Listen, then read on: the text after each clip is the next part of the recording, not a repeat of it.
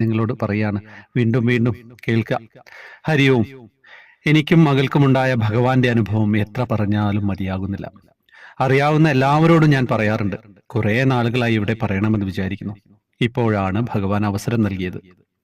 30 വർഷങ്ങൾക്ക് മുമ്പ്. അന്ന് ഞങ്ങൾ ഗുരുവായൂരടുത്ത് കടവല്ലൂരാണ് താമസിച്ചിരുന്നത്.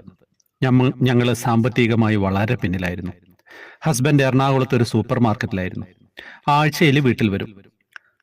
കുറഞ്ഞ ശമ്പളം. ഞങ്ങൾക്ക് 2 മക്കളാണ്. രണ്ടാമത്തെ മകളുടെ കാര്യമാണ് ഇനി പറയുന്നത്.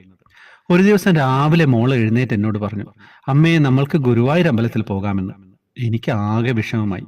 എന്റെ കയ്യിൽ ആകെ 30 രൂപ. ഞങ്ങളുടെ അവിടെ നിന്നും 12 രൂപയാണ് ബസ് ചാർജ്. മോൾക്ക് പൈസ വേണ്ട.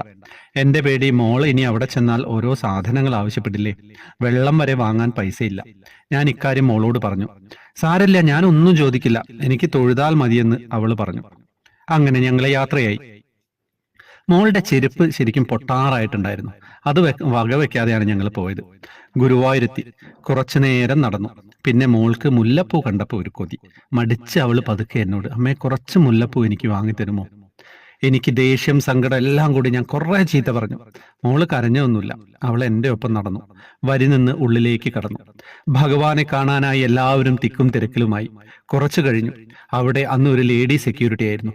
മോളൊന്ന് നിൽക്കൂ. ഞാൻ വിചാരിച്ച് തിരക്ക് നിയന്ത്രിക്കാനായിരിക്കുമെന്ന്. ഞാനും മോളും പിന്നിലുണ്ടായിരുന്നവരും നിന്നു. അവരും എന്നെ പോലെ വിചാരിച്ചിട്ടുണ്ടാവണം. മോളുടെ തലയിൽ മാത്രം മുല്ലപ്പൂവില്ലല്ലോ, ദാ പൂ എന്ന് പറഞ്ഞ് ഒരു ഉണ്ട മുല്ലമാല എന്റെ മോളുടെ മുന്നിലേക്ക് നീട്ടി. ഞങ്ങളുടെ മാനസികാവസ്ഥ ഇവിടെ പറഞ്ഞറിയിക്കാൻ പറ്റുന്നില്ല. എല്ലാം ഭഗവാന്റെ തീരുമാനം. ആ മുല്ലമാല ഏതോ ഒരു ഭക്തൻ ഭഗവാന് ചാർത്താൻ കൊണ്ടുവന്നതാണെന്ന്. പുറമേ നിന്ന് കൊണ്ടുവന്നത് ഭഗവാന് ചാർത്തില്ലല്ലോ. സന്തോഷത്തോടെ ഉള്ളിൽ നിന്നിറങ്ങി. മോള് മുല്ലപ്പൂ തലയിൽ ചൂടാൻ നോക്കി. ഞങ്ങളെ ഞെട്ടിപ്പോയി. കൊതി തീരുവോളം പൂവുണ്ട്. സന്തോഷത്താൽ ഭഗവാനെ വിളിച്ചു നന്ദി പറഞ്ഞു. പിന്നെ മോൾക്ക് ഒരാശ കൂടി, ഒരു ചെരുപ്പ് കിട്ടിയിരുന്നെങ്കിലെന്ന്. ഞാൻ പറഞ്ഞു, ഒന്നും അമിതമായി ആഗ്രഹിക്കരുത്. അങ്ങനെ ഞങ്ങൾ ചുറ്റമ്പലത്തിൽ പ്രദക്ഷിണം വെക്കുമ്പോൾ എന്റെ ചേച്ചിയുടെ ഭർത്താവ് വരുന്നു. വിശേഷം പറഞ്ഞ് പോകാൻ നേരം മോളുടെ കയ്യിലേക്ക് കുറച്ച് രൂപ വെച്ചു കൊടുത്തു. മോൾ എന്താന്ന് വെച്ചാൽ വാങ്ങിക്കോട്ടോ എന്ന് പറഞ്ഞു. അപ്പോഴും ഭഗവാനെ മുന്നിൽ കണ്ടു. ഞങ്ങളെ തിരിച്ചു പോരുമ്പോൾ മോൾക്ക് ചെരുപ്പ് വാങ്ങി. മോളുടെ അന്നത്തെ സന്തോഷം ഗുരുവായൂരപ്പ ശരണം. ഇന്ന് മോള് സ്കൂൾ ടീച്ചറായി. ഇനിയുമുണ്ട് ഭഗവാന്റെ അനുഭവങ്ങൾ.